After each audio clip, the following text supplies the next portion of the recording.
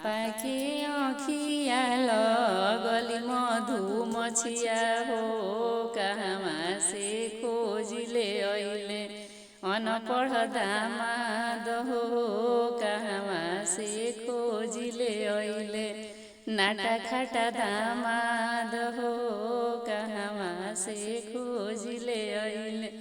मामा जी के आँखिया लगली मधुमछिया हो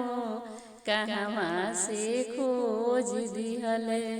420 दामाद हो कहवा से खोज ले अइले कहाँ बड़े हमार पापा पकड़ के ले आओ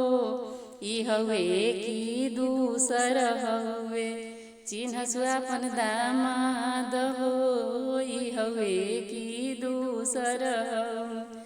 कहाँ बाड़े चाचा जी खोज के ले आवो ई हवे की दूसर हवे परिछि कि ना हो ई हवे की दूसर